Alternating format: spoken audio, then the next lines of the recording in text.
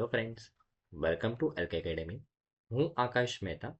આજે આપણે ડિસ્કસ કરીશું કરંટ અફેર્સ ડિસેમ્બર ફર્સ્ટ વીકનું. Let's start with the first news. આપણી પહેલી ન્યૂઝ છે ફ્રેન્ડ્સ કે હમણાં રિસન્ટલી સેન્ટ્રલ ગવર્મેન્ટ દ્વારા કેરાલા ગવર્મેન્ટ પાસે એક રિપોર્ટ મંગાવવામાં આવ્યો છે. ડિટેલ પ્રોજેક્ટ રિપોર્ટ મંગાવવામાં આવ્યો છે. ડિટેલ પ્રોજેક્ટ રિપોર્ટ એ કયા પ્રોજેક્ટનો મંગાવવામાં આવ્યો છે? તો સિલ્વર લાઇન પ્રોજેક્ટનો મંગાવવામાં આવ્યો છે. ન્યૂઝની હેડલાઇન શું છે કે સેન્ટ્રલ ગવર્મેન્ટ દ્વારા કેરાલા ગવર્મેન્ટ પાસે એક ડિટેલ પ્રોજેક્ટ રિપોર્ટ મંગાવવામાં આવ્યો છે. ડિટેલ પ્રોજેક્ટ રિપોર્ટ કયા પ્રોજેક્ટનો? તો સિલ્વર લાઇન પ્રોજેક્ટનો. આપણા માટે ઇમ્પોર્ટન્ટ છે silver line project. Silver line project શું છે? સૌથી પહેલા તેને સમજીએ. હવે ફ્રેન્ડ્સ, આ એકચ્યુઅલી ઇન્ડિયાનો મેપ છે અને તમે જોઈ શકો છો કે કેરાલા એ ઇન્ડિયાના સાઉથર્ન મોસ્ટ પાર્ટમાં આવેલું છે. એકદમ નાનું સ્ટેટ. તેનો મેપ અહીંયા મેં તમને ઝૂમ કરીને બતાવ્યો છે. આ કેરાલાનું સૌથી નોર્થર્ન મોસ્ટ ડિસ્ટ્રિક્ટ છે કસરગોડ, અને આ કેરાલાનું સૌથી સાઉથર્ન મોસ્ટ ડિસ્ટ્રિક્ટ છે તિરુવનંતપુરમ. તો જે સિલ્વર લાઇન પ્રોજેક્ટ છે ને ફ્રેન્ડ્સ, એ સિલ્વર લાઇન પ્રોજેક્ટની અંદર આ કસરગોડ અને તિરુવનંતપુરમને કનેક્ટ કરવાની વાત થઈ રહી છે. તમે કહેશો સર કે હજી સુધી શું આ બંને ડિસ્ટ્રિક્ટ કનેક્ટેડ નથી? તો કનેક્ટેડ છે, પણ તમને ખબર હોય તો ફ્રેન્ડ્સ કે કેરાલા છે ને એ વેસ્ટર્ન ઘાટ્સમાં આવેલું છે. વેસ્ટર્ન ઘાટ્સ, આ વેસ્ટર્ન ઘાટ્સમાં આવેલું છે. આ વેસ્ટર્ન ઘાટ્સમાં બહુ બધી પહાડીઓ છે, બરાબર. તો અગર મારે કસરગોડથી તિરુવનંતપુરમ સુધી જવું હોય, અપ્રોક્સિમેટલી 520 કિલોમીટરનો જે ડિસ્ટન્સ છે, જો અત્યારે મારે કસરગોડથી તિરુવનંતપુરમ જવું હોય તો એ કવર કરવામાં 12 કલાક લાગે છે, બીકોઝ ઓફ વેસ્ટર્ન ઘાટ્સ, બરાબર ને? ઓકે. 12 કલાકનો સમય કેમ લાગે છે ફ્રેન્ડ્સ? તો મેં તમને કીધું તે પ્રમાણે વેસ્ટર્ન ઘાટના કારણે, બરાબર ને? તો વેસ્ટર્ન ઘાટ્સની અંદર બહુ વધારે માત્રામાં પહાડીઓ છે. એના કારણે જો તમારે ત્યાંથી ટ્રાવેલિંગ કરવું હોય તો અપ્રોક્સિમેટલી 45 કિલોમીટર પ્રતિ કલાક આટલી ઝડપે ઓન એન એવરેજ એક વ્હીકલ કઝરગોડથી તિરુવનંતપુરમ જઈ શકે છે. 12 કલાકની અંદર 520 કિલોમીટર ડિસ્ટન્સ અત્યારે કપાય છે રિસન્ટ હાલમાં. તો આ કનેક્ટિવિટીને ઓર મજબૂત બનાવવા માટે કઝરગોડથી તિરુવનંતપુરમને કનેક્ટ કરવા માટે એક પ્રોજેક્ટ લોન્ચ કરવામાં આવેલો છે, silver line project. Silver line project. આ સિલ્વર લાઇન પ્રોજેક્ટની અંદર કઝરકોડથી તિરુવનંતપુરમને એક સ્ટ્રેટ રેલવે લાઇનથી જોડવામાં આવશે. એક સ્ટ્રેટ રેલવે લાઇનથી જોડવામાં આવશે, જે વેસ્ટર્ન ઘાટ્સના પહાડો છે તેમને તોડીને, બરાબર. ઓકે. અને આ છે railway line, silver line project, બરાબર ને? તમે અહીંયા જોઈ શકો છો આવી રીતના કઝરકોડથી તિરુવનંતપુરમને એક સ્ટ્રેટ રેલવે લાઇનના માધ્યમથી જોડવામાં આવશે.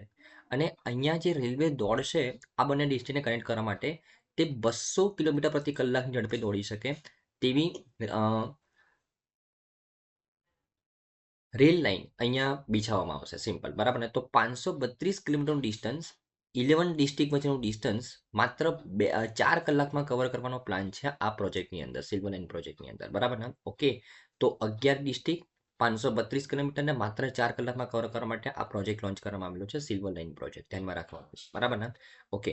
હવે આ જે સિલ્વર લાઇન પ્રોજેક્ટ છે ફ્રેન્ડ્સ, એ ઇમ્પ્લિમેન્ટ કોણ કરે છે? તો Kerala rail development corporation limited, જેને કે રેલ તરીકે પણ ઓળખવામાં આવે છે. તો આ સંસ્થા આ સિલ્વર લાઇન પ્રોજેક્ટને ઇમ્પ્લિમેન્ટ કરે છે, બરાબર ને? અને જે રીતે મેં તમને કીધું 220 કિલોમીટર પ્રતિ કલાકની મેક્સિમમ ઝડપની ટ્રેન અહીંયા દોડાવવામાં આવશે, અને આ ઉપરાંત 675 મુસાફરો બેસી શકે, બરાબર? તેટલી લાંબી હશે આ ટ્રેન. ધ્યાનમાં રાખવાનું છે, બરાબર ને? રાઈટ.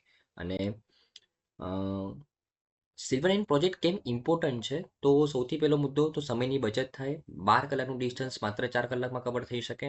આ ઉપરાંત જે ડી ટ્રાફિકિંગ છે, કારણ કે જે રોડ ઉપર વેસ્ટર્ન ઘાટ્સના કારણે જે ટ્રાફિક થઈ રહ્યો છે, બરાબર, તે અહીંયા ઓછો કરી શકાશે આ પ્રોજેક્ટના માધ્યમથી, બરાબર. આ ઉપરાંત ગ્રીનહાઉસ ગેસના ઉત્સર્જનમાં પણ ઘટાડો થશે, બીકોઝ અગર ટ્રાફિક રોડ માધ્યમથી ઓછો થશે, બરાબર, બીકોઝ અહીંયા એક રેલ લાઇન બિછાવી રહી છે, બરાબર ને?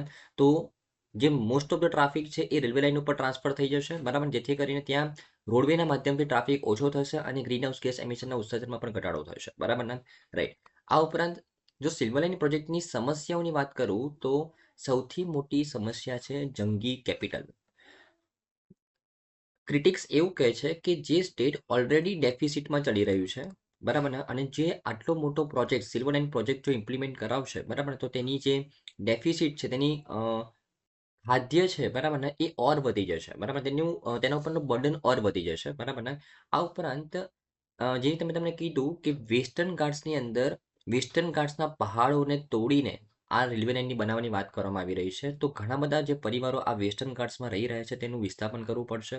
આ ઉપરાંત વેસ્ટર્ન ઘાટ્સમાં જે પણ પેડ પૌધા છે, બરાબર ને, એ પેડ પૌધાને તોડીને આ રેલવે લાઇનને બનાવવાની વાત થઈ રહી છે. તો આ ઇકોલોજીકલ પણ ઘણું મોટું નુકસાન થવાનું છે, બરાબર ને. આ ઉપરાંત આ રેલવે લાઇનના કારણે જે મોટાભાગની બંને બાજુએ પાળા બાંધવાથી કુદરતી ડ્રેનેજ અવરોધાશે અને ભારે વરસાદ દરમિયાન પૂરનું કારણ બનશે, બરાબર ને. તો જે રેલવે લાઇન બનાવવાના કારણે જે બંને બાજુ આપણે પાળીઓ બનાવીશું એના કારણે શું થશે કે જે કુદરતી ડ્રેનેજ હતું એ વિસ્તારમાં એ અવરોધાશે અને જ્યારે વરસાદ બહુ ખૂબ જ ભારે આવે, કેરળમાં નોર્મલી વરસાદ ખૂબ જ વધારે આવે છે ત્યારે તે પૂરનું કારણ પણ બની શકે છે, બરાબર ને. તો આ સિલ્વર લાઇન પ્રોજેક્ટની સમસ્યાઓ છે ફ્રેન્ડ્સ, બરાબર ને. તો આઈ થિંક તમને ખબર પડી હશે કે હમણાં રિસન્ટલી સેન્ટ્રલ ગવર્મેન્ટ દ્વારા કેરાલા પાસે ડિટેલ પ્રોજેક્ટ રિપોર્ટ માંગવામાં આવ્યો છે સિલ્વર લાઇન પ્રોજેક્ટનો. સિલ્વર લાઇન પ્રોજેક્ટ શું છે? તો કસરગોડથી તિરુવનંતપુરમને કનેક્ટ કરવાનું છે. 11 ડિસ્ટ્રિક્ટ 532 કિલોમીટરને માત્ર 4 કલાકમાં કવર કરવાનું છે. આ ઉપરાંત કોણ ઇમ્પ્લિમેન્ટ કરાવી રહ્યું છે? Kerala rail development corporation limited implement કરાવી રહ્યું છે. અને આ ઉપરાંત એની બેનિફિટ શું છે, એની લિમિટેશન શું છે, એ દરેક વિશે આપણે વાત કરી ફ્રેન્ડ્સ, બરાબર ને. તો આઈ થિંક તમને ન્યૂઝમાં સારી રીતે ખબર પડી જશે. આપણે નેક્સ્ટ શું છે ફ્રેન્ડ્સ, પમ્બન 2.0 વિશે, એના વિશે વાત કરીએ. પમ્બન 2.0 ખૂબ જ ઇમ્પોર્ટન્ટ ન્યૂઝ છે એક્ઝામ પોઈન્ટ ઓફ વ્યૂથી, એના વિશે વાત કરીએ. તો સૌથી પહેલાં તો પમ્બન 2.0ને સમજતા પહેલા પમ્બન વિશે સમજીશું ફ્રેન્ડ્સ, પમ્બન વિશે. ઓકે, હવે દેખો ફ્રેન્ડ્સ, એકચ્યુઅલી જે રીતે આપણે કેરલાની વાત કરી સિલ્વર લાઇન પ્રોજેક્ટ સમજતી વખતે, એ રીતના આપણે તામિલનાડુની વાત કરીએ. તામિલનાડુ આ એનું ઈસ્ટર્ન કોસ્ટ છે, બરાબર. અને અહીંયા તામિલનાડુ અને શ્રીલંકાની વચ્ચે આજે હું જે જગ્યાએ રાઉન્ડ કરું છું, બરાબર, ત્યાં રામેશ્વરમ આવેલું છે. શું આવેલું છે ફ્રેન્ડ્સ? રામેશ્વરમ, જેને રામેશ્વરમ આઇલેન્ડ પણ કહીએ છીએ, બરાબર. તો તામિલનાડુનો આ મેઇનલેન્ડ એરિયા છે અને અહીંયા તામિલનાડુ અને શ્રીલંકાની વચ્ચે એક્ઝેક્ટલી રામેશ્વરમ આવેલું છે, બરાબર ને. ઓકે, હવે આ તામિલનાડુ છે. ફોર એક્ઝામ્પલ અહીંયા તામિલનાડુ છે, બરાબર. અહીંયા સમુદ્ર છે અને અહીંયા રામેશ્વરમ આવેલું છે. રામેશ્વરમ પણ તામિલનાડુનો જ હિસ્સો ગણાય છે, બરાબર ને. પણ તામિલનાડુ જે આ મેઇનલેન્ડ એરિયા છે ત્યાંથી રામેશ્વરમ સુધી જવા માટે વચ્ચે એક રેલવે પુલ બનાવવામાં આવેલો છે જેનું નામ છે પમ્બન બ્રિજ. જેનું નામ શું છે ફ્રેન્ડ્સ? પમ્બન bridge, right. હવે આ જે રેલવે પુલ છે ને ફ્રેન્ડ્સ, તમે જોઈ શકો છો કે એકચ્યુઅલી એ બે ઓફ બેંગાલ ની અંદર આ પુલ આવેલો છે, બરાબર ને. હવે આ જે રૂટ છે ને ફ્રેન્ડ્સ, તામિલનાડુ અને શ્રીલંકા વચ્ચેનો જે રૂટ છે, બરાબર, જ્યાં આ પમ્બન બ્રિજ આવેલો છે, બરાબર ને. ઓકે, જે તામિલનાડુ અને રામેશ્વરમ પણ તામિલનાડુનો હિસ્સો છે, બરાબર ને. પણ એ બંનેને કનેક્ટ કરે છે. ત્યાંથી ઘણું બધું કોમર્શિયલ ટ્રેડિંગ થાય છે જહાજના માધ્યમથી, બરાબર ને. તો એ જહાજના માધ્યમથી જે ટ્રેડિંગ થાય છે ને, એ ટ્રેડિંગ દરમિયાન જે જહાજો જ્યારે આ પુલ પાસેથી પસાર થાય ત્યારે અત્યારે જે પમ્બન બ્રિજ છે જે ઓલરેડી વર્કિંગ કન્ડિશનમાં છે, એ જ્યારે જહાજ એ આ પુલને ક્રોસ કરવા માંગે ત્યારે એ પુલ વર્ટિકલી આ રીતના લિફ્ટ થઈ જાય, બરાબર. વર્ટિકલી તો ના કહી શકાય, બરાબર. આ રીતના તે લિફ્ટ થઈ જશે. એકચ્યુઅલી તમને વાત કરું તો આવી રીતના, આ રીતના. તો ફોર એક્ઝામ્પલ અહીંયાથી જહાજ પસાર થઈ રહ્યું છે, બરાબર ને. આ પમ્બન બ્રિજ છે અને અત્યારનો જે પમ્બન બ્રિજ છે જે અત્યારે વર્કિંગ કન્ડિશનમાં છે, બરાબર ને, એ આ રીતના જ્યારે જહાજ ત્યાંથી ક્રોસ થાય ત્યારે આ લિફ્ટ થઈ જાય, બરાબર. અને જહાજ ક્રોસ થઈ જાય પછી એ પાછું એકબીજા સાથે લિંક થઈ જાય, બરાબર ને. આ પમ્બન બ્રિજ છે. પમ્બન બ્રિજ કોને કનેક્ટ કરે છે? તામિલનાડુની જે મુખ્ય ભૂમિ છે એનામાં એક મંડપમ કરીને ડિસ્ટ્રિક્ટ છે, તેને રામેશ્વરમ સાથે કનેક્ટ કરે છે ફ્રેન્ડ્સ, બરાબર ને. રામેશ્વરમ સાથે કનેક્ટ કરે છે, બરાબર ને. તો જે રીતે મેં તમને વાત કરી, બરાબર, કે તામિલનાડુની અંદર અહીંયા આ લોકેશન ઉપર એક મંડપમ કરીને એક ડિસ્ટ્રિક્ટ આવેલું છે અને અહીંયા રામેશ્વરમ છે. એ બંનેને કનેક્ટ કરવા માટે પમ્બન બ્રિજ બનાવવામાં આવેલો છે, બરાબર ને. જ્યારે ત્યાંથી જહાજ પસાર થાય ત્યારે તે બ્રિજ ઉપર થઈ જાય છે આવી રીતે, બરાબર ને, રાઈટ. તો ઓલરેડી તે વર્કિંગ કન્ડિશનમાં છે. હવે આ પંબન 2.0 શું છે ફ્રેન્ડ્સ? તો પંબન 2.0 એનું મોડિફાઈડ વર્ઝન છે. પંબન 2.0માં શું કરવામાં આવશે કે રેલવે લાઈન તો છે જ, અને જ્યારે જહાજ અહીંથી પસાર થશે ત્યારે એ જે લોકેશન છે ને આવી રીતના વર્ટિકલ લિફ્ટ થઈ જશે, બરાબર ને, વર્ટિકલ લિફ્ટ થઈ જશે, બરાબર ને. અને જ્યારે પણ જહાજ ક્રોસ થઈ જાય પછી એ વર્ટિકલ લિફ્ટ થયેલો પાર્ટ એ પાછો કનેક્ટ થઈ જશે, બરાબર ને. તો આ ભારતનો પહેલો વર્ટિકલ લિફ્ટેડ બ્રિજ બનશે, વર્ટિકલ લિફ્ટેડ સી બ્રિજ બનશે, પંબન 2.0, પંબન 2.0. અને જે આ વાળો બ્રિજ હતો ફ્રેન્ડ્સ, બરાબર ને, એ ભારતનો પહેલો સી બ્રિજ હતો જે સમુદ્રની ઉપર બનાવવામાં આવેલો હતો, બરાબર ને. અને આ જે બ્રિજ હતો ને, જે પહેલા Pamban bridge, original Pamban bridge, બરાબર ને, એ 1914માં બનાવવામાં આવેલો હતો ફ્રેન્ડ્સ, 1914માં, 24 ફેબ્રુઆરી 1914માં બનાવવામાં આવેલો હતો. તે ભારતનો સૌથી પહેલો સમુદ્ર પરનો બ્રિજ હતો. અને જે આ પંબન 2.0 બનાવવામાં આવી રહ્યો છે તે ભારતનો સૌથી પહેલો વર્ટિકલ લિફ્ટ રેલવે બ્રિજ છે, જે રેલ વિકાસ નિગમ લિમિટેડ દ્વારા બનાવવામાં આવી રહ્યું છે, બરાબર ને, રાઈટ. તો આઈ થિંક તમને ખબર પડી હશે. કોને કોને કનેક્ટ કરે છે? મંડપમ તામિલનાડુની મેઇન ભૂમિ પર આવેલું છે, અને રામેશ્વરમ જે પણ તામિલનાડુનો હિસ્સો છે એ બંનેને કનેક્ટ કરવા માટે આ બ્રિજ બનાવવામાં આવી રહ્યું છે, પંબન 2.0, બરાબર ને. ઓકે, ટોટલ 2.078 કિલોમીટરનું આ ડિસ્ટન્સ છે, બરાબર. ઓકે, અને જે 1914માં જે બ્રિજ બનાવવામાં આવેલો હતો, જૂનો બ્રિજ, એ માત્ર 20 લાખના કોસ્ટમાં બનેલો હતો. એ સમયે 20 લાખ પણ ઘણા વધારે હતા. અને એ બ્રિજને ડિઝાઇન કરનારા જે એન્જિનનું નામ હતું તે અમેરિકન એન્જિનિયર હતા, વિલિયમ ડોનાલ્ડ સેઝર. એટલે એ બ્રિજને સેઝર બ્રિજ તરીકે પણ ઓળખવામાં આવતો હતો, બરાબર ને, ધ્યાનમાં રાખવાનું છે. અને અત્યારે જે નવો બ્રિજ બની રહ્યો છે એ 550 કરોડના કોસ્ટિંગ કે તૈયાર થઈ રહ્યો છે, બરાબર ને, રાઈટ. અને તે ભારતનો પહેલો વર્ટિકલ લિફ્ટેડ બ્રિજ છે, ધ્યાનમાં રાખવાનું છે, બરાબર. ઓકે, આમ તો તેનું પ્રોજેક્ટનું જે સેન્શનમેન્ટ થયું હતું 2019માં થઈ ગયું હતું, પણ પ્રોજેક્ટ કમ્પ્લીટ ક્યારે થવાનો છે? 2024ની અંદર, બરાબર ને, રાઈટ. ઓકે, તો આઈ થિંક તમને આ ન્યૂઝમાં સારી રીતે ખબર પડી હશે, પંબન 2.0 શું છે એના વિશે સારી રીતે ખબર પડી હશે ફ્રેન્ડ્સ, બરાબર. ઓકે, હવે એકચ્યુઅલમાં આ ન્યૂઝમાં એક બીજી વસ્તુ પણ ઇમ્પોર્ટન્ટ છે કે આપણા જે કમિશનર ઓફ રેલવે સેફ્ટી છે, કમિશનર ઓફ રેલવે સેફ્ટી, આ એક સંસ્થા છે, CRS, જે રેલવેસ અધિનિયમ, રેલવે અધિનિયમ 1989ની અંદર જે પણ રેલ મુસાફરી અને કામગીરીની સલામતીને લગતી જે રૂલ્સ એન્ડ રેગ્યુલેશન આપેલા છે એ રૂલ્સ એન્ડ રેગ્યુલેશનનું પાલન થાય છે કે નહીં તેનું આકલન કરે છે. Commissioner of railway safety A railway અધિનિયમ 1989માં જે રૂલ્સ એન્ડ રેગ્યુલેશન્સ લખવામાં આવેલા છે રેલવે સેફ્ટીને લગતા, બરાબર, એનું પાલન થાય છે કે નહીં તેનું ચકાસણી કરે, સિમ્પલ, બરાબર ને, રાઈટ. તેની જવાબદારી શું છે કે ટ્રેન અકસ્માતોની તપાસ કરે અને સરકારને સુરક્ષા ભલામણો કરે. મિનિસ્ટ્રી ઓફ સિવિલ એવિએશન અંડરમાં તે કામ કરે છે. હવે આ સંસ્થા શું કહે છે કે આ જે પંબન 2.0 બ્રિજ બનાવવામાં આવી રહ્યો છે એ 2.0 બ્રિજની અંદર જે સેફટીના રૂલ્સ એન્ડ રેગ્યુલેશન્સ, જે ભારતના રૂલ્સ એન્ડ રેગ્યુલેશન્સ છે રેલવે અધિનિયમ 1989ની અંદર લખેલા, તેનું ઉલ્લંઘન કરવામાં આવેલું છે, તેનું ઉલ્લંઘન કરવામાં આવેલું છે, બરાબર. હવે આપણા માટે આ સંસ્થા ઇમ્પોર્ટન્ટ બની જાય, કમિશનર ઓફ રેલવે સેફ્ટી, બરાબર ને, એ રેલવે અધિનિયમ 1989માં જે રૂલ્સ એન્ડ રેગ્યુલેશન લખવામાં આવેલા છે એને પાલન કરવા માટે ભલામણ કરે છે, અકસ્માતની તપાસ કરે અને સરકારને સુરક્ષા ભલામણો કરે, મિનિસ્ટ્રી ઓફ સિવિલ એવિએશન અંડરમાં કામ કરે છે, બરાબર ને, ધ્યાનમાં રાખવાનું છે. ઓકે, તો આઈ થિંક ન્યૂઝમાં સારી રીતે ખબર પડી જશે ફ્રેન્ડ્સ. આપણી નેક્સ્ટ શું છે ફ્રેન્ડ્સ?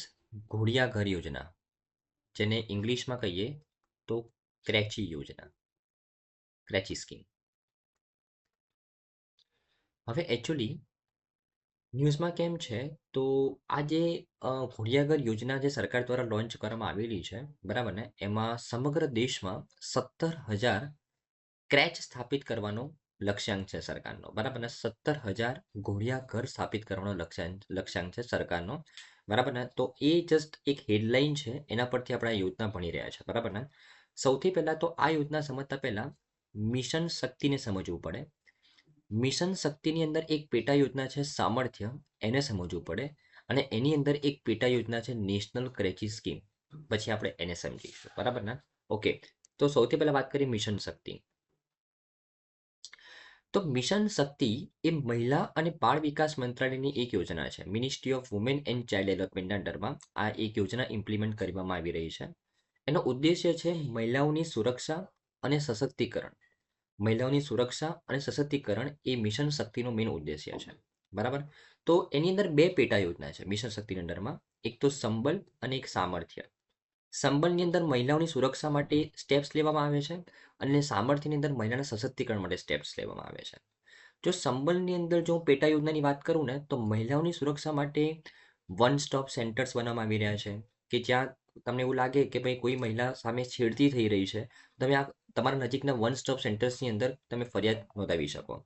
મહિલા હેલ્પલાઇન જે બનાવવામાં આવી રહી છે એ પણ સંબલ યોજનાનો પાર્ટ છે. બેટી બચાવો બેટી પઢાઓ એ પણ સંબલ યોજનાનો પાર્ટ છે. નારી અદાલત જે બનાવવામાં આવી રહી છે એ પણ સંબલ યોજનાનો પાર્ટ છે. તો મહિલાઓની સુરક્ષા માટે સંબલ યોજના છે મિશન શક્તિના અંડરમાં, અને મહિલાના સશક્તિકરણ માટે સામર્થ્ય યોજનાઓ છે. સામર્થ્ય યોજના એની અંદર પ્રધાનમંત્રી માતૃવંદના યોજના, જેમાં જે વિધવા સ્ત્રી હોય તેમને પેન્શન મળે. શક્તિ સદન, જેમાં ઉજ્જવલા અને સ્વાધર ગૃહ જેવી સ્કીમનો સમાવેશ થાય છે. વર્કિંગ વુમેન હોસ્ટેલ, જેને સખી નિવાસ તરીકે ઓળખીએ છીએ આપણે. અને 4th નંબરની જે સ્કીમ છે એ નેશનલ ક્રેચી સ્કીમ, જેના વિશે આપણે ભણી રહ્યા છે, જેનું અત્યારે નામ પાડવામાં આવેલું છે પલના સ્કીમ. ધ્યાનમાં રાખવાનું છે પલના સ્કીમ. બરાબર ને? તો પલના સ્કીમ પૂછે અથવા નેશનલ ક્રેચી સ્કીમ પૂછે, બંનેમાં ડેટા સેમ જ આવશે. બરાબર ને? ઓકે. તો જે તમે જોયું કે પલના સ્કીમ શું છે, મિશન શક્તિના અંડરમાં બે પેટા સ્કીમ છે. મહિલાના સુરક્ષા માટે અને મહિલાના સશક્તિકરણ માટેની સ્કીમ. એમાં મહિલાની સશક્તિકરણ માટેની જે સ્કીમ છે સામર્થ્ય, એની અંદર નેશનલ ક્રેચી સ્કીમ લોન્ચ કરવામાં આવેલી હતી. બરાબર ને? જેને અત્યારે પલના સ્કીમ તરીકે ઓળખીએ છીએ. આ પલના સ્કીમનો મુખ્ય ઉદ્દેશ્ય દેશમાં 17,000 ક્રેચ સ્થાપિત કરવાનો, ઘોડિયાઘર સ્થાપિત કરવાનો છે. બરાબર ને? રાઈટ. અને આ પલના સ્કીમને ઇમ્પ્લિમેન્ટ કોણ કરે છે? તો ministry of women and child development. ધ્યાનમાં રાખવાનું છે. પણ અમલીકરણ રાજ્ય સરકારો દ્વારા કરવામાં આવશે. સ્ટેટ ગવર્મેન્ટ દ્વારા આ સ્કીમને ઇમ્પ્લિમેન્ટ કરવામાં આવશે. બરાબર ને? રાઈટ. તો મેં તમને કીધું કે ઘોડિયાઘર એક એવી સુવિધા છે કે જે માતા પિતા તેમના બાળકોને કામ પર હોય ત્યારે તે છોડી શકે છે, અને જ્યાં બાળકોને તેમના સર્વાંગી વિકાસ માટે ઉત્તેજક વાતાવરણ પૂરું પાડવામાં આવે છે. બરાબર ને? તો આવા 17,000 ક્રેચ સ્થાપિત કરવાનો પ્લાન છે પલના સ્કીમની અંડરમાં. બરાબર ને? ઓકે. આ પલના સ્કીમની અંડરમાં જે 17,000 ક્રેચ સ્થાપિત કરવામાં આવી રહ્યા છે, એ ક્રેચની અંદર, એ ઘોડિયાઘરની અંદર કેવા લોકોના બાળકોને એડમિશન આપવામાં આવશે? તો બાળકની એજ 6 મહિનાથી 6 વર્ષની હોવી જોઈએ. બરાબર? આ ઉપરાંત જે બાળકોના પેરેન્ટ્સ મહિનાની અંદર મિનિમમ 15 દિવસ અને વર્ષની અંદર મિનિમમ 6 મહિના કામ કરે તેવા લોકોના બાળકોને અહીંયા એડમિશન આપવામાં આવશે. ઉદ્દેશ્ય શું છે કે એક તો તેમને એજ્યુકેશન પ્રોવાઈડ કરવું, આ ઉપરાંત તેમની સાર સંભાળ રાખવી, તેમને ન્યુટ્રિશનલ ખોરાક પ્રોવાઈડ કરવો. બરાબર ને? તો આ દરેક એમના હોલિસ્ટિક ડેવલપમેન્ટ માટે જે પણ વસ્તુ જરૂરી છે 6 મહિનાથી 6 વર્ષના બાળકો માટે, એ દરેક વસ્તુ અહીંયા તમને મળી આવશે આ ક્રેચીસની અંદર. ધ્યાનમાં રાખવાનું છે. બરાબર ને? ઓકે. તો આઈ થિંક આ પલના સ્કીમ, નેશનલ ક્રેચી સ્કીમ વિશે તમને સારી રીતે ખબર પડી હશે ફ્રેન્ડ્સ. બરાબર ને? ઓકે. આપણે નેક્સ્ટ છે ફ્રેન્ડ્સ COP29ના પરિણામો. ખૂબ જ ઇમ્પોર્ટન્ટ ન્યૂઝ છે એક્ઝામ પોઈન્ટ ઓફ વ્યૂથી, એના વિશે વાત કરીશું ફ્રેન્ડ્સ. બરાબર ને? તો જ્યારે આ મીટિંગ, આ COP29 શું છે, પહેલાં તો જે સ્ટુડન્ટ્સ પહેલી વખત સાંભળી રહ્યા છે તેમને આઈડિયા નહીં હોય, પહેલાં હું તમને એનું થોડું રિવાઇઝમેન્ટ કરાવી લઉં. Conference of parties, COP, conference of parties, આ એક મીટિંગનું નામ છે ફ્રેન્ડ્સ. કોની મીટિંગ? તો યુએનની અંદર, યુનાઇટેડ નેશન્સની અંદર જેટલી પણ મેમ્બર કન્ટ્રીઝ છે, એ દરેક મેમ્બર કન્ટ્રીઝના સભ્યો એ આ કોન્ફરન્સ ઓફ પાર્ટીઝ, આ મીટિંગની અંદર પાર્ટિસિપેટ કરે છે. કેમ પાર્ટિસિપેટ કરે છે? તો જે ક્લાઇમેટ ચેન્જ થઈ રહ્યું છે, ક્લાઇમેટ ચેન્જ દુનિયાની અંદર થઈ રહ્યું છે, એને રોકવા માટે ડિસ્કશન કરવામાં આવે છે આ મીટિંગની અંદર. નિર્ણયો લેવામાં આવે છે આ મીટિંગની અંદર. બરાબર? કોન્ફરન્સ ઓફ પાર્ટીઝ નામની મીટિંગની અંદર. હવે કોન્ફરન્સ ઓફ પાર્ટીઝ નામની મીટિંગ, આ 29મા નંબરની મીટિંગ હમણાં રિસેન્ટલી અઝરબૈજાન એક દેશ છે, એના બાકુ શહેરમાં આ મીટિંગનું આયોજન કરવામાં આવેલું હતું, જે મીટિંગ કમ્પ્લીટ થઈ ચૂકી છે.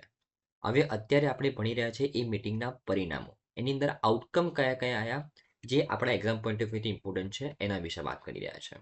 ઓકે.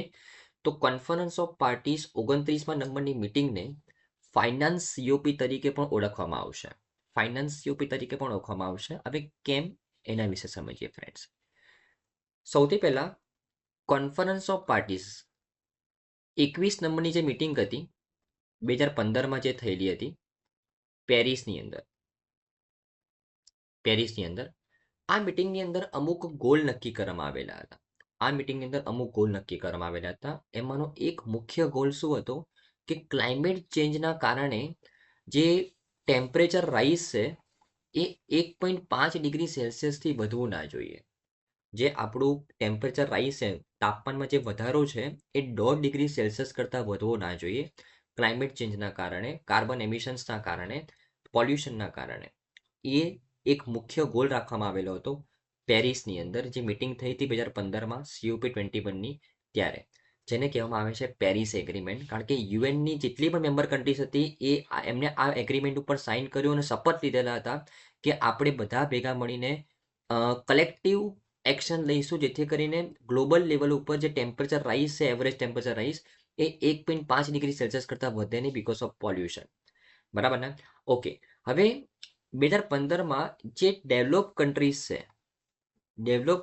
છે એમને કમિટમેન્ટ કરેલી હતી કે અમે લોકો ડેવલપિંગ કન્ટ્રી અને લીસ્ટ ડેવલપ કન્ટ્રીઝ, આ કન્ટ્રીઝને અમે લોકો મતલબ કોણ? ડેવલપ કન્ટ્રીઝ દર વર્ષે $100 બિલિયન પ્રોવાઈડ કરશે. $100 બિલિયન પ્રોવાઈડ કરશે, જેથી કરીને ડેવલપિંગ કન્ટ્રીઝ અને લીસ્ટ ડેવલપ કન્ટ્રીઝ એવી ટેકનોલોજીને ડેવલપ કરી શકે જે કાર્બન એમિશન ઓછું કરે અને અલ્ટિમેટલી દુનિયાનું જે ટેમ્પરેચર છે 1.5 ડિગ્રી સેલ્સિયસ કરતાં ન વધે. કારણ કે ડેવલપિંગ કન્ટ્રીઝ ડેવલપિંગ સ્ટેજમાં છે, બરાબર? એમને ડેવલપ તો થવાનું છે, એટલે ઇન્ડસ્ટ્રીઝને એ કટ ડાઉન ના કરી શકે. પણ ઇન્ડસ્ટ્રીઝની અંદર જો ટેકનોલોજીનો ઉપયોગ કરે તો કાર્બન એમિશન ઓછું થઈ શકે. તો આ ટેકનોલોજી માટે એમની પાસે પૈસા હોય નહીં. એના માટે ડેવલપ કન્ટ્રીઝે કમિટમેન્ટ કરેલું હતું કે અમે બધા ભેગા મળીને $100 બિલિયન પર યર ડેવલપિંગ અને લીસ્ટ ડેવલપ કન્ટ્રીઝને પ્રોવાઈડ કરીશું. આ કમિટમેન્ટ કરેલું હતું 2015માં COP21ની અંદર. પરંતુ એક પણ ડેવલપ કન્ટ્રીઝે આ કમિટમેન્ટને અનુસર્યું નહીં, રાઈટ? અને એના કારણે જે COP29 જે અઝરબૈજાન બાકુમાં થયું, બરાબર ને, ત્યાં ડેવલપિંગ કન્ટ્રીઝ અને લીસ્ટ ડેવલપ કન્ટ્રીઝે ડિમાન્ડ કરી કે હવે જો આ ગોલને તમારે સુરક્ષિત રાખવો હોય તો અમને $1.3 ટ્રિલિયન પર યર જોઈશે, જેથી કરીને અમે ફાસ્ટર પેસમાં ટેકનોલોજીનો ઉપયોગ કરીને અમારી ઇન્ડસ્ટ્રીઝને ડેવલપ કરી શકીએ, જેથી કરીને કાર્બન એમિશન ઓછું થાય.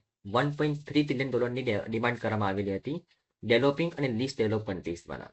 પરંતુ ડેવલપ કન્ટ્રીઝે તે ડિમાન્ડને સ્વીકારી નહીં અને અલ્ટિમેટલી છેલ્લે શું નિર્ણય આવ્યો કે અમે મતલબ ડેવલપ કન્ટ્રીઝ $300 બિલિયન પ્રોવાઈડ કરશે પર યર. કોને? તો ડેવલપિંગ કન્ટ્રીઝ અને લીસ્ટ ડેવલપ કન્ટ્રીઝને. બરાબર ને? ઓકે, પરંતુ ક્યારથી? 2035થી. આ એક ગોલ નક્કી કરવામાં આવ્યો. આ ગોલને કહેવામાં આવે છે નેશનલ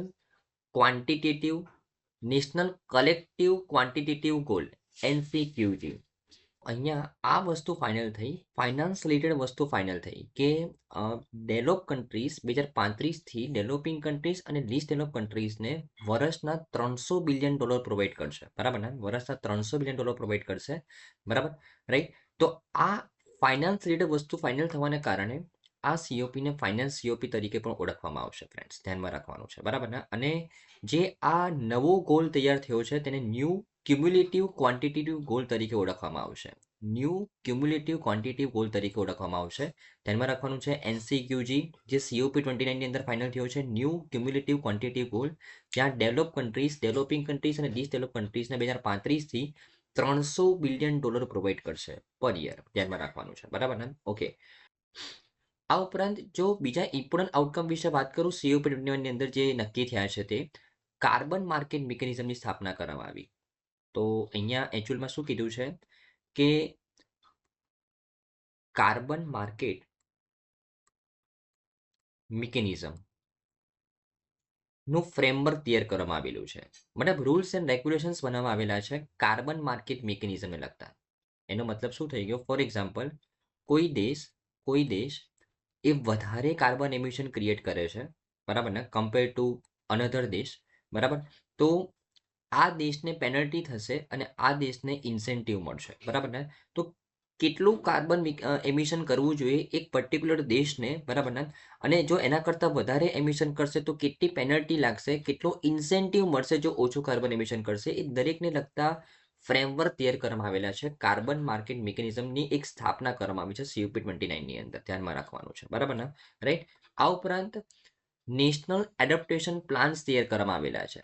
દરેક દેશને પ્લાન્સ તૈયાર કરીને આપવામાં આવશે કે તમારે કયા કયા સ્ટેપ ઇમ્પ્લિમેન્ટ કરવાના છે તમારા પોપ્યુલેશનને અકોર્ડિંગ, તમારા વાતાવરણને અકોર્ડિંગ, જેથી કરીને તમે કાર્બન એમિશન ઓછું કરો. સિમ્પલ, બરાબર ને, રાઈટ. તો નેશનલ એડપ્ટેશન પ્લાન્સ તૈયાર કરવામાં આવ્યા છે દરેક દેશ માટે, બરાબર ને, ધ્યાનમાં રાખવાનું છે.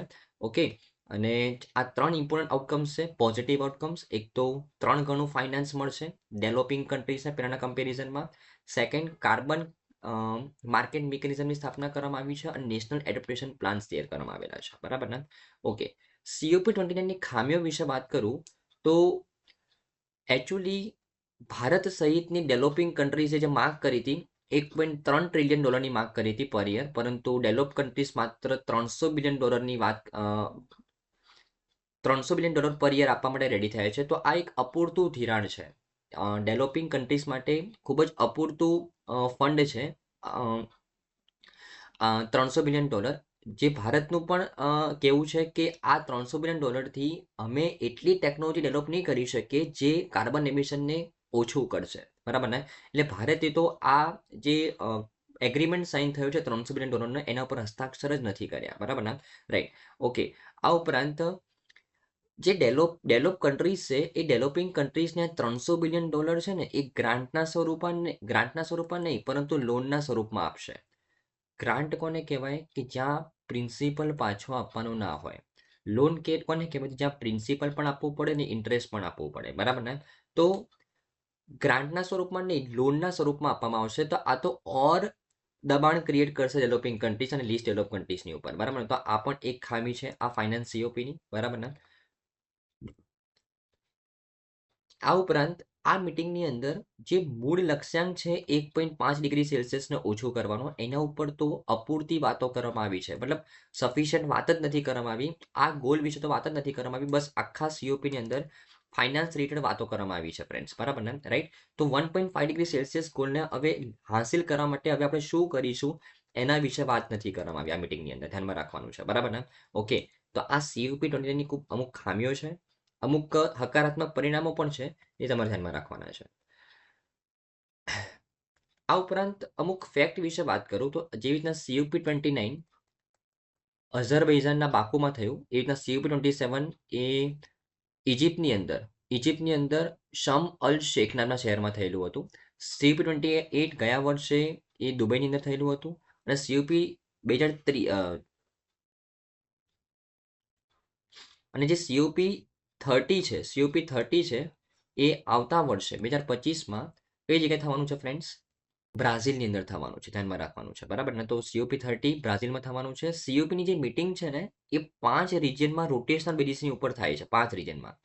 એક છે આફ્રિકા, બીજું છે એશિયા, ત્રીજું Latin America and Caribbean countries, ચોથું Central and Eastern Europe and Western Europe, અને પાંચમું અધર્સ કન્ટ્રીઝ, બરાબર. તો આ 5 રિજિયનમાં રોટેશન બેઝિસ ઉપર COPની મીટિંગ થાય છે.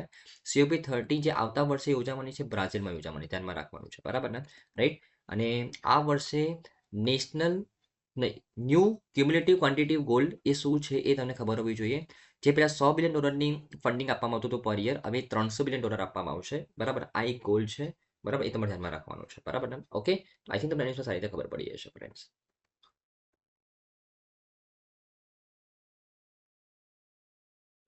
નેક્સ્ટ છે friends the salience of places of worship act વિશે. એના વિશે વાત કરીએ. ખૂબ જ ઇમ્પોર્ટન્ટ ન્યૂઝ છે, ખૂબ જ ઇમ્પોર્ટન્ટ મુદ્દો છે જે આજકાલમાં ખૂબ જ ચર્ચામાં છે ફ્રેન્ડ્સ. એના વિશે વાત કરીએ. પ્લેસીસ ઓફ વર્શિપ એક્ટ, બરાબર, એના વિશે આપણે સમજવાનું છે. હવે એકચ્યુઅલમાં પ્લેસીસ ઓફ વર્શિપ એક્ટ એ 1991માં લોન્ચ કરવામાં આવેલો હતો. એ સમયના જે પ્રાઇમ મિનિસ્ટર હતા નરસિંહા રાવ, એમના દ્વારા. કેમ લોન્ચ કરવામાં આવેલો હતો? તો 1991ની આસપાસ દેશમાં ખૂબ જ વાયોલેશન્સ થતા હતા, ખૂબ જ દંગા થતા હતા. તો હવે આ એક્ટ 1991માં લોન્ચ કરવાનું કારણ હતું કે એ સમયે દેશમાં બાબરી મસ્જિદ જે અયોધ્યાની અંદર છે, જ્ઞાનવાપી મોસ્ક્યુ જે વારાણસીની અંદર છે, અને શાહી ઈદગાહ જે મથુરામાં છે, આ જે 3 ખૂબ જ પ્રતિષ્ઠિત કોઈ જ પ્રતિષ્ઠિત જે રિલિજિયન મોન્યુમેન્ટ્સ છે, બરાબર ને, એમને લગતા અને આ ઉપરાંત દેશમાં મંદિર મસ્જિદને લગતા ખૂબ જ મુદ્દાઓ ઉઠી રહ્યા હતા 1991ની અંદર. અને એ મુદ્દાઓને સોર્ટ આઉટ કરવા માટે પ્લેસીસ ઓફ વર્શિપ એક્ટ 1991માં લોન્ચ કરવામાં આવ્યો એ સમયના પ્રાઇમ મિનિસ્ટર નરસિંહ રાવ દ્વારા. હવે પ્લેસીસ ઓફ વર્શિપ એક્ટ 1991ની અંદર શું કહેવામાં આવેલું છે કે એક કટ ઓફ ડેટ રાખવામાં આવી છે 15 ઓગસ્ટ 1947. આ એક્ટની અંદરમાં એવું કહેવામાં આવ્યું છે કે 15 ઓગસ્ટ 1947ના દિવસે જ્યારે દેશ આઝાદ થયો એ દિવસે જ્યાં મંદિર હશે ત્યાં મંદિર જ રાખવામાં આવશે અને જ્યાં મસ્જિદ હશે ત્યાં મસ્જિદ જ રાખવામાં આવશે. એટલે એવી જેટલી પણ કોન્ટ્રાવર્સીસ હતી કે ભાઈ અહીંયા તો પહેલા મંદિર હતું તો પહેલા હવે મંદિર બનાવો, પહેલા મસ્જિદ હતું તો પહેલા હવે મસ્જિદ બનાવો, હવે એ બધી જ કોન્ટ્રાવર્સીસને અહીંયા શોર્ટ સ્ટોપ કરી દેવામાં આવી કે 15મી ઓગસ્ટ 1939ના દિવસે જ્યાં મંદિર હતું ત્યાં મંદિર જ રહેશે, જ્યાં મસ્જિદ હતું ત્યાં મસ્જિદ રહેશે. એ આ એક્ટના અંડરમાં લખવામાં આવ્યું. સિમ્પલ, બરાબર ને. પ્લેસીસ ઓફ વર્શિપ એક્ટ 1991ની અંદર. ઓકે, પરંતુ આ એક્ટની અંદરમાં અમુક વસ્તુને એક્ઝેમ્પ્ટ કરવામાં આવી છે, બરાબર ને. અમુક વસ્તુને આવરી નથી લેવામાં આવી. કઈ કઈ વસ્તુને, તો એ જોઈ લઈએ. તો સૌથી પહેલા તો આ એક્ટની અંદરમાં કલમ 5 છે એની અંદર અમુક અપવાદ છે. સૌથી પહેલો અપવાદ છે અયોધ્યાનું જે બાબરી મસ્જિદ, જે રામ જન્મભૂમિ તરીકે આપણે ઓળખીએ છીએ, બરાબર, એને અહીંયા આ એક્ટની અંદરમાં એક્ઝેમ્પશન આપવામાં આવેલું હતું.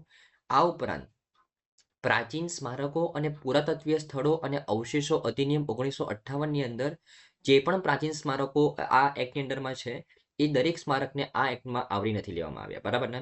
તો જે પ્લેસીસ ઓફ વર્શિપ એક્ટ 1991ની અંદર કયા કયા સ્થાનો અપવાદ છે, બરાબર, જેને આવરી નથી લેવામાં આવ્યા, તો અયોધ્યાની બાબરી મસ્જિદ જેને રામ જન્મભૂમિ તરીકે ઓળખીએ છીએ આપણે, બરાબર, અને આ ઉપરાંત પ્રાચીન સ્મારકો અને પુરાતત્વીય સ્થળો અને અવશેષો અધિનિયમ 1958ની અંદરમાં જે પણ પ્રાચીન સ્મારક છે, ઐતિહાસિક સ્મારક છે, તેમને આની અંદર આવરી નથી લેવામાં આવ્યા. મતલબ આ એવા સ્થળો છે કે જેને પાછળથી અત્યારે મસ્જિદ હોય જેને પાછળથી મંદિર પણ બનાવી શકાય એ સ્થળ ઉપર, અને અત્યારે મંદિર હોય તેને પાછળથી મસ્જિદ પણ બનાવી શકાય. અને આ જ કારણે તમને ખબર હોય તો બાબરી મસ્જિદના સ્થાને અત્યારે અમુક એરિયા ઉપર લાસ્ટ યર ગયા વર્ષે રામ ભગવાનની મૂર્તિનું પ્રતિષ્ઠાપન કરવામાં આવ્યું, બરાબર ને. રામ મંદિર બનાવવામાં આવ્યું, બરાબર ને. તો કારણ કે આ એક એક્ઝેમ્પશન વાળી જગ્યા હતી, બરાબર ને, કે જ્યાં તમે પાછળથી મંદિર પણ બનાવી શકો અને પાછળથી મસ્જિદ પણ બનાવી શકો. સિમ્પલ, બરાબર ને. ઓકે, તો પ્લેસીસ ઓફ વર્શિપ એક્ટ 1991માં લોન્ચ કરવામાં આવેલો હતો. એમાં એક્ઝેમ્પશન્સ કયા કયા હતા એ તમારે ધ્યાનમાં રાખવાનું છે. અને કટ ઓફ ડેટ કઈ હતી? 15મી ઓગસ્ટ 1947. હવે અમુક ક્રિટિક્સ શું કહે છે કે આ જે એક્ઝેમ્પશન, આ જે કટ ઓફ ડેટ છે 15 ઓગસ્ટ 1947, બરાબર ને, એ ઘણી મોડી ડેટ છે. ડેટને કઈ રાખવા જેવી હતી? 1192ની કોઈ ડેટ રાખવા જેવી હતી, 1192ની. લોકોનું શું કહેવું છે, ખાસ કરીને હિન્દુ કોમ્યુનિટીનું, કે 1192 આ વર્ષમાં મોહમ્મદ ગોરીએ પૃથ્વીરાજ ચૌહાણને હરાવેલા હતા. મોહમ્મદ ગોરી એ પૃથ્વીરાજ ચૌહાણને હરાવેલા હતા 1192ની અંદર, બરાબર ને. એ મોહમ્મદ ગોરીના આવ્યા પછી પૃથ્વીરાજ ચૌહાણને હરાવ્યા પછી દેશમાં ઘણી જગ્યાએ મંદિરને તોડીને મસ્જિદ બનાવવામાં આવેલા છે. એટલે આ જે કટ ઓફ ડેટ 15 ઓગસ્ટ 1947 રાખવામાં આવી એની જગ્યાએ 1192 રાખવાની હતી, બરાબર, જેથી કરીને 1192ની પહેલા જે જગ્યા મંદિર હોય ત્યાં મંદિર અને 1192ની પહેલા જે જગ્યા મસ્જિદ હોય ત્યાં મસ્જિદ, એવી કટ ઓફ ડેટ રાખવાની હતી, બરાબર. એવું આ ઘણા ક્રિટિક્સનું કહેવું છે. અને ઘણા લોકોએ પીઆઈએલ પણ, બરાબર, અરજી પણ કરી છે સુપ્રીમ કોર્ટની અંદર, ધ્યાનમાં રાખવાનું છે, બરાબર ને, રાઈટ. તો શું કોન્ટ્રાવર્સી છે આ એક્ટની અંદરમાં અને પ્લેસીસ ઓફ વર્શિપ એક્ટ 1991 શું છે એના વિશે તમને ખબર પડી હશે ફ્રેન્ડ્સ, બરાબર ને, રાઈટ. તો પ્લેસીસ ઓફ વર્શિપ એક્ટની કલમ 3 કે એક ધાર્મિક સંપ્રદાયમાંથી બીજા ધાર્મિક સંપ્રદાયમાં સંપૂર્ણ અથવા આંશિક રીતે કોઈ પણ પૂજા સ્થળના રૂપાંતર પર પ્રતિબંધ મૂકે છે. કલમ 4(1) એ આદેશ છે કે 15મી ઓગસ્ટ 1939ના રોજ પૂજા સ્થળની ધાર્મિક ઓળખ તેની સ્થિતિથી યથાવત રહેવી જોઈએ. ધાર્મિક પાત્રમાં ફેરફાર કરવાનો કોઈ પણ પ્રયાસ પ્રતિબંધિત છે. અને કલમ 4(2) ની અંદર કે 15મી ઓગસ્ટ 1939 પહેલા પૂજા સ્થળના ધાર્મિક પાત્રના રૂપાંતરણને લગતી તમામ ચાલી રહેલી કાનૂની કાર્યવાહીને સમાપ્ત કરે છે અને આવા સ્થળોની ધાર્મિક સ્થિતિને પડકારતા નવા કેસોની શરૂઆત અટકાવે છે, બરાબર ને, રાઈટ. અને કલમ 5ની અંદર અમુક અપવાદો આપેલા છે, એ અપવાદ તમારે ધ્યાનમાં રાખવાના છે ફ્રેન્ડ્સ, બરાબર ને. કલમ 6ની અંદર દંડ પણ રાખવામાં આવેલો છે કે 3 વર્ષની જેલ પણ થઈ શકે છે અને સખત પેનલ્ટી પણ લાગી શકે છે જો તમે આ અધિનિયમનું ઉલ્લંઘન કરશો તો, બરાબર ને, રાઈટ. તો આઈ થિંક તમને આ એક્ટની અંદરમાં ખબર પડી જશે ફ્રેન્ડ્સ, ખૂબ જ ઇમ્પોર્ટન્ટ છે, એક્ઝામ પોઈન્ટ ઓફ વ્યૂ ધ્યાનમાં રાખવાનું છે, બરાબર. ઓકે.